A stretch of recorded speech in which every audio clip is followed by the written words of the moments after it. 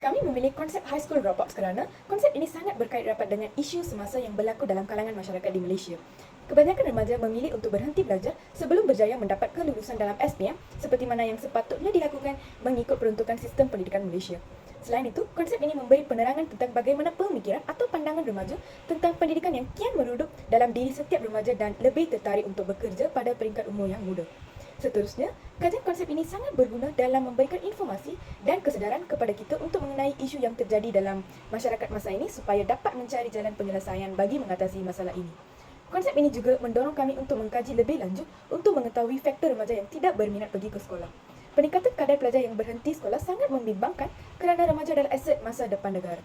Peningkatan kadar remaja tidak berminat untuk hadir ke sekolah akan menurunkan bilangan pekerja dalam bidang profesional seperti doktor, jurutera dan guru pada masa yang akan datang. Berdasarkan konsep high school dropouts, antara pengetahuan baru yang kami peroleh ialah bukan semua individu yang menamatkan pengajian tidak akan berjaya dalam kehidupan. Terdapat banyak alternatif lain yang boleh dilakukan seseorang untuk berjaya dan memperbaiki kelemahan diri dalam kehidupan walaupun tidak mempunyai kelulusan pendidikan yang formal. Sebagai contoh, Simon Cowell yang merupakan seorang juri rancangan America's Got Talent tidak tamat belajar pada usia 16 tahun, namun merupakan seorang yang berjaya pada masa ini. Perkara ini sangat berkait rapat dengan string theory Robert Merton iaitu innovation menggunakan cara yang tidak konvensional dalam mencapai matlamat yang diterima oleh budaya. Dengan berbincang konsep ini dengan ahli kumpulan saya dapat memikir dalam persepsi baru apabila ahli kumpulan saya berkongsi pendapat mereka tentang konsep saya. Saya juga dapat berkongsi pengalaman saya sewaktu membuat assignment ini.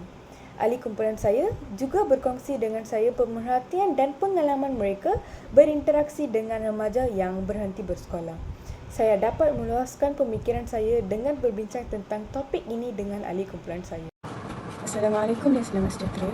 Saya Rahadatul Alia binti Rasulullah, nombor metrik 299162 akan menerangkan tentang konsep yang dipilih iaitu konsep budaya popular. Saya dan ahli kumpulan yang lain memilih konsep ini kerana ia menerangkan tentang perkara up to date yang berlaku dalam sosial masyarakat hari ini yang berlaku hampir di semua negara. Jadi konsep ini menunjukkan media massa merupakan platform utama yang mempengaruhi masyarakat terhadap budaya popular. Selain itu, konsep ini menerangkan tentang sesuatu budaya yang mempengaruhi setiap masyarakat mengikut keberadaan zaman. Kini pelbagai budaya yang mempengaruhi masyarakat dan mereka menerima serta mengaplikasikannya dalam kehidupan seharian. Jadi peningkatan pengaruh budaya popular akan menjadikan masyarakat lebih moden dari segi pemikiran yang turut meningkatkan taraf hidup masyarakat negara kita. Di samping itu juga budaya popular ini menghubungkan satu generasi dengan satu generasi untuk menerima teknologi seiring era globalisasi ini. Konsep ini juga merupakan satu budaya harian yang dilakukan oleh remaja atau orang dewasa. Hal ini kita dapat mengetahui unsur apakah yang menjadi ikutan remaja sehingga terbentuknya budaya popular tersebut. Seterusnya, pengajaran baharu berkaitan dengan konsep ini adalah contohnya seperti aplikasi TikTok menjadi pemain utama dalam kehidupan masyarakat, terutama dalam kalangan remaja. Mereka ni berpaksikan TikTok sama ada dari aspek sosial, politik ataupun ekonomi. Jadi budaya popular seperti menjalankan perniagaan atas talian menjadikan TikTok sebagai tumpuan utama dalam masyarakat seiring dengan perkembangan dan teknologi. Seterusnya, istilah perkataan kuasa viral merupakan satu istilah yang tidak asing dalam masyarakat. Hal ini kerana melalui kuasa viral tersebut dapat membantu orang ramai untuk menuntut hak mereka atau menyebarkan berita-berita penting. Namun menerusi istilah tersebut terdapat kesan negatif yang wujud. Assalamualaikum warahmatullahi wabarakatuh. Nama saya Said Noaif Kushawi bin Wan Uthman. Berdasarkan konsep yang dibincangkan, dapat saya fahami bahawa pendidikan dan permasalahan berhenti sekolah bukanlah isu yang melibatkan individu itu sahaja, namun ia juga boleh memberikan kesan kepada masyarakat dan negara. Masalah berhenti sekolah ini boleh menimbulkan banyak masalah sosial dalam masyarakat seperti melepak, gejala sosial dan merompak. Perkara ini boleh mengganggu gugat ketenteraman dan keharmonian dalam masyarakat. Selain itu, dalam penjelasan konsep ini, ia tidak menceritakan tentang pengaruh media sosial yang menyebabkan peningkatan permasalahan berhenti sekolah di awal usia. Para influencer dilihat merupakan salah satu pendorong yang mempengaruhi fikiran golongan muda yang menunjukkan bahawa pendidikan tidak penting untuk berjaya. Kemewahan segelintir influencer yang mereka tayangkan dengan status mereka tidak mempunyai latar belakang pendidikan menunjuk bahawa menjadi influencer sudah cukup untuk menjana pendapatan yang lumayan tanpa memerlukan kelulusan akademik. Perkara ini dilihat boleh menjejaskan mutu pendidikan negara dan menimbulkan konflik dalam kalangan masyarakat antara influencer dan mereka yang memandang serius tentang kepentingan akademik dalam kehidupan manusia. Kelebihan konsep budaya popular ialah Ia dapat membantu kita memahami bagaimana budaya popular boleh mempengaruhi nilai, norma dan struktur sesuatu masyarakat. Hal ini seperti mana budaya popular yang di bawah globalisasi kini menunjukkan bagaimana masyarakat sekarang menerima dan terpengaruh dengan budaya tersebut untuk menjadi suatu identiti budaya popular yang baru dalam masyarakat setempat. Dapat kita lihat dalam budaya popular, pemikiran liberalism dan sekularism dibawa dan disebarkan melalui media massa, budaya pop internet dan dalam lirik lagu dan seni. Konsep budaya popular ini dapat menunjukkan bagaimana media massa memainkan peranannya sebagai ejen sosialisasi yang mampu mempengaruhi masyarakat dalam waktu yang singkat melalui proses sosialisasi tanpa sempadan seperti membawa ideologi luar masuk ke dalam masyarakat setempat. Assalamualaikum warahmatullahi wabarakatuh. Nama saya Nurul Nadia binti Jamain. Nombor matrik saya 2989999. Saya akan berkongsi tentang kekurangan daripada konsep high school dropouts. Seperti yang kita tahu, remaja daripada usia 14 hingga 17 tahun yang memilih untuk menamatkan zaman persekolahan mereka sebelum mengambil peperiksaan sijil pelajaran Malaysia. Melalui konsep ini, saya dapat mengetahui bahawa ia memberikan kesan yang buruk kepada negara kita, kerana yang pertama, negara kita akan kehilangan aset negara. Aset daripada segi mereka yang mahir dalam bidang sains, matematik ataupun mereka yang mahir dalam bidang perguaman, perguruan ataupun kedokteran. Seterusnya, negara juga akan kehilangan mereka yang pakar dalam bidang-bidang IT dan sebagainya sekiranya ramai remaja yang memilih untuk berhenti persekolahan. Seterusnya, kebiasaannya remaja ini akan berhenti oleh beberapa faktor. Yang pertama, faktor kerana mereka tidak tahu minat mereka di mana, dan seterusnya mereka memilih untuk mencari pekerjaan. Melalui pekerjaan tersebut, mereka dapat menjana pulangan gaji yang lebih lumayan. Sebagai contoh, pekerjaan seperti menjadi mekanik di bengkel-bengkel motosikal ataupun kereta. Seterusnya, pekerjaan begitu yang memberikan gaji yang lumayan di usia yang muda sudah memberikan kepuasan kepada mereka, dan seterusnya mereka tidak lagi memikirkan bahawa pendidikan itu penting untuk masa hadapan.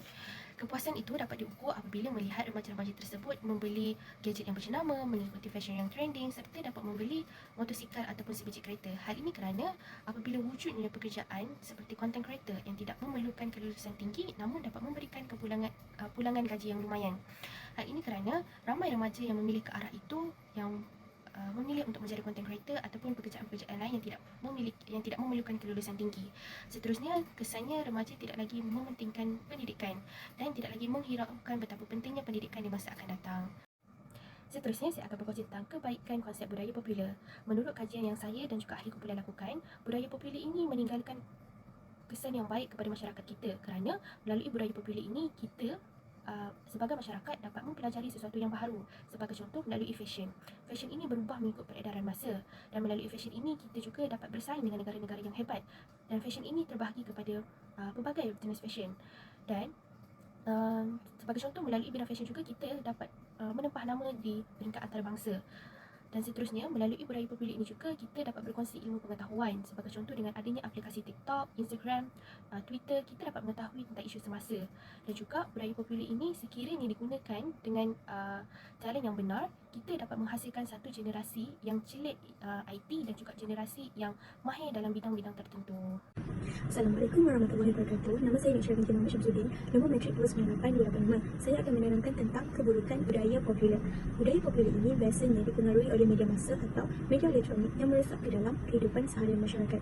Kategori budaya popular atau budaya pop ini yang paling biasa ialah hiburan seperti filem, muzik, televisyen, permainan seperti sukan ataupun berita dalam atau luar negara, politik, fashion, teknologi dan selangor.